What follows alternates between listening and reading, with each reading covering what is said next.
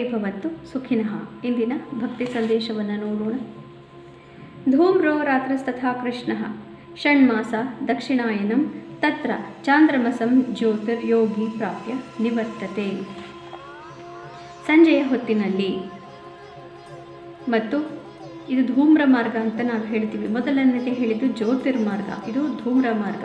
ಈ ಮಾರ್ಗದಲ್ಲಿ ಏನು, ಸಂಜೆಯ ಹೊತ್ತಿನಲ್ಲಿ ಅಥವಾ ಸೂರ್ಯ ಅಸ್ತ ಆದ ಮೇಲೆ ದಕ್ಷಿಣಾಯನದಲ್ಲಿ ಕೃಷ್ಣ ಪಕ್ಷದಲ್ಲಿ ಯಾರಿಗೆ ದೇಹಾಂತ್ಯವಾಗುತ್ತೋ ಈ ಧೂಮ್ರ ಮಾರ್ಗದಲ್ಲಿ ಹೋಗುವವರು ಚಂದ್ರನ ಲೋಕಕ್ಕೆ ಹೋಗುತ್ತಾರೆ ಮತ್ತು ಅವರಿಗೆ ಪುನರಾವರ್ತನೆ ಇದೆ. ಅವರು ಭೂಮಿಗೆ ಪುನಃ ವಾಪಸ್ ಬರಲೇಬೇಕು. ಹಾಗಾಗಿ ನಾವು ಭೀಷ್ಮ ಉತ್ತರಾಯಣ ಕಾಲ ಬರೋದುವರೆಗೂ ತಮ್ಮ ಶರಚ್ಛಯ್ಯೆಯಲ್ಲಿ ಮಲಗಿ ನೀರನ್ನು ಗಂಗೆಯನ್ನು ಪಾನ ಮಾಡ್ತಾರೆ. ಅಲ್ಲೇ ಮಲಗಿದ್ರು. ಯಾತಕ್ಕೆ? ಉತ್ತರಾಯಣದಲ್ಲಿ ನಾನು ದೇಹತ್ಯಾಗ ಮಾಡಬೇಕು ಅಂತ ಹೇಳಿ, ದಕ್ಷಿಣಾಯನದಲ್ಲಿ ಬೇಡ ಅಂತ ಹೇಳಿ ಕಾದರು. ಹೀಗಾಗಿ ಅದರಿಂದ ನಮಗೆ ತಿಳಿಯುತ್ತೆ, ಉತ್ತರಾಯಣ ಪರ್ವಕಾಲದಲ್ಲಿ ಮತ್ತು ಉತ್ತರಾಯಣದಲ್ಲಿ ನಾವು ದೇಹತ್ಯಾಗ ಮಾಡಿದರೆ ಎಷ್ಟು ಒಳ್ಳೆಯದು. ಉತ್ತರಾಯಣ ಶುಕ್ಲ ಪಕ್ಷ ಬೆಳಗ್ಗೆ ಇವು ಒಳ್ಳೆಯವು.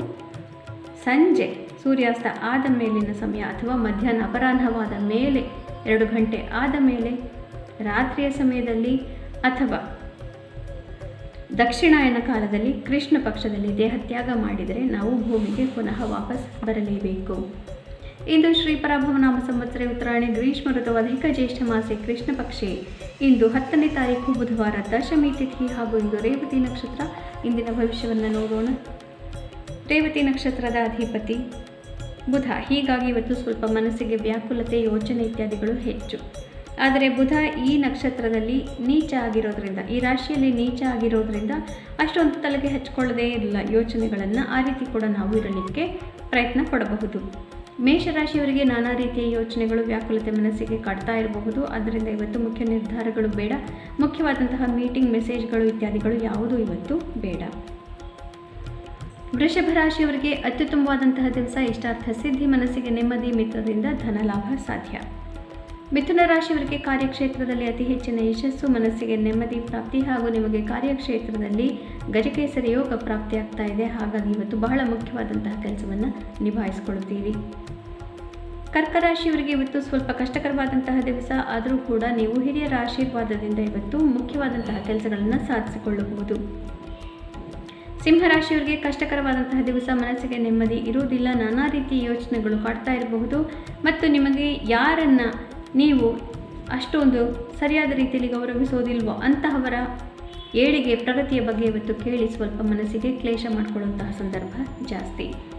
ಕನ್ಯಾ ರಾಶಿಯವರಿಗೆ ಇದು ಅತ್ಯುತ್ತಮವಾದಂತಹ ದಿವಸ. ಗಜಕೇಸರಿ ಯೋಗ ನಿಮ್ಮ ಸಪ್ತಮದಲ್ಲಿ. ಹೀಗಾಗಿ ಪಾರ್ಟ್ನರ್ಶಿಪ್ ಇತ್ಯಾದಿಗಳಲ್ಲಿ ಬಹಳ ದೊಡ್ಡದಾದಂತಹ ಮುಖ್ಯವಾದಂತಹ ತಿರುವನ್ನು ನೀವು ನೋಡಬಹುದು.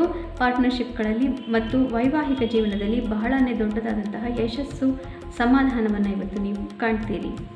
ತುಲಾರಾಶಿಯವರಿಗೆ ನಿಮ್ಮ ಷಷ್ಠದಲ್ಲಿ ಗಜಕೇಸರಿ ಯೋಗ ಪ್ರಾಪ್ತಿಯಾಗ್ತಾ ಇದೆ. ಹೀಗಾಗಿ ನಿಮ್ಮ ವೈರಿಗಳು ಬಹಳ ಮುಖ್ಯವಾದಂತಹ ಒಂದು ಗೆಲುವನ್ನು ಅಥವಾ ನಿರ್ಧಾರವನ್ನು ಇವತ್ತು ಮಾಡ್ತಾರೆ. ಇದರಿಂದ ನಿಮ್ಮ ಮನಸ್ಸಿಗೆ ಸ್ವಲ್ಪ ಕ್ಲೇಶವಾಗಬಹುದು. ಆದರೂ ಕೂಡ ಅದನ್ನು ನೀವು ಸರಿಯಾದ ರೀತಿಯಲ್ಲಿ ಎದುರಿಸಲಿಕ್ಕೆ ಪ್ರಯತ್ನ ಪಡ್ತೀರಿ. ಆದರೂ ಶತ್ರು ಬಾಧೆ ಇವತ್ತು ತಪ್ಪಿದ್ದಲ್ಲ. ವೃಶ್ಚಿಕ ರಾಶಿಯವರಿಗೆ ನಿಮ್ಮ ಕೇಂದ್ರದಲ್ಲಿ ಗಜಕೇಸರಿ ಯೋಗ. ಹೀಗಾಗಿ ಮಕ್ಕಳಿಗೆ ಬಹಳನೇ ಅನುಕೂಲವಾಗುತ್ತೆ ಮತ್ತು ನಿಮ್ಮ ಕ್ರಿಯಾತ್ಮಕತೆಯಿಂದ ಯಾರ್ಯಾರು ಕಲಾವಿದರೆಲ್ಲ ಇದ್ದೀರಿ, ನಿಮಗೆ ಬಹಳ ದೊಡ್ಡದಾದಂತಹ ಪ್ರತಿಷ್ಠಿತವಾದಂತಹ ಒಂದು ಕೆಲಸ ಇವತ್ತು ಪ್ರಾಪ್ತಿಯಾಗುವ ಸಾಧ್ಯತೆ.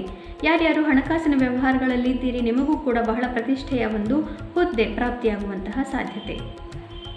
ಧನುರಾಶಿಯವರಿಗೆ ನಿಮ್ಮ ಚತುರ್ಥದಲ್ಲಿ ಗಜಕೇಸರಿ ಯೋಗ. ಹೀಗಾಗಿ ಇವತ್ತು ಆಸ್ತಿಪಾಸ್ತಿ ವಿಚಾರ ಅಥವಾ ಮನೆಯ ವಿಚಾರ ಹಾಗೂ ಯಾವುದೋ ಒಂದು ಲ್ಯಾಂಡ್, ಪ್ರಾಪರ್ಟಿ ಇತ್ಯಾದಿ ವಿಷಯಗಳಲ್ಲಿ ಇವತ್ತು ಬಹಳ ಮುಖ್ಯವಾದಂತಹ ಒಂದು ತಿರುವನ್ನು ನೋಡ್ತೀರಿ. ಕೋರ್ಟ್ ಕಚೇರಿ ವ್ಯವಹಾರಗಳಲ್ಲಿ ಇವತ್ತು ಮುಖ್ಯವಾದಂತಹ ಒಂದು ಜಯ ಅಥವಾ ಮೈಲಿಗಲ್ಲನ್ನು ನೀವು ಕಾಣಬಹುದು. ಯಾರಿಗೆ ಇವಾಗ ಅಷ್ಟೊಂದು ಪರಿಸ್ಥಿತಿ ಅನುಕೂಲಕರವಾಗಿಲ್ಲವೋ ಅಂಥವರಿಗೆ ಇವತ್ತು ಕಷ್ಟಕರವಾದಂತಹ ಪರಿಸ್ಥಿತಿಯನ್ನು ನೋಡಬೇಕಾಗಿ ಬರಬಹುದು. ಮಕರ ರಾಶಿಯವರಿಗೆ ಅತ್ಯುತ್ತಮವಾದಂತಹ ದಿವಸ. ಪರಾಕ್ರಮದಿಂದ ಅನೇಕ ಜಯವನ್ನು ನೀವು ಪಡಿತೀರಿ ಹಾಗೂ ಪರಾಕ್ರಮದಿಂದ ಮುಂದುವರಿಯೋದ್ರಿಂದ ಮಾಧ್ಯಮಗಳಲ್ಲಿ ಇತ್ಯಾದಿಗಳಲ್ಲಿ ಮಾತುಕತೆ, ಬರವಣಿಗೆಗಾರರು ಇತ್ಯಾದಿಗಳಿಗೆ ಬಹಳನೇ ಉತ್ತಮವಾದಂತಹ ದಿವಸ.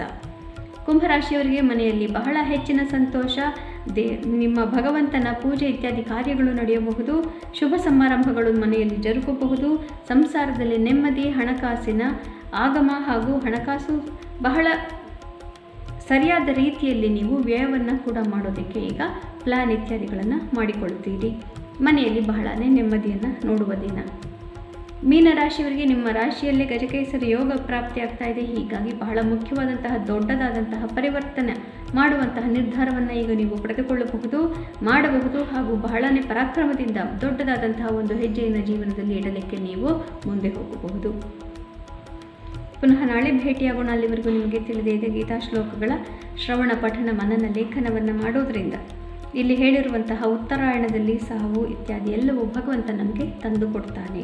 ಶುಭಮಸ್ತು. ಶ್ರೀಕೃಷ್ಣ ಜಯತೆ.